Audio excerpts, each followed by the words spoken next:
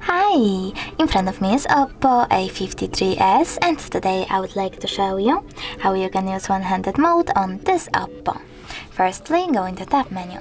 Now you need to look for one-handed mode icon and click on it.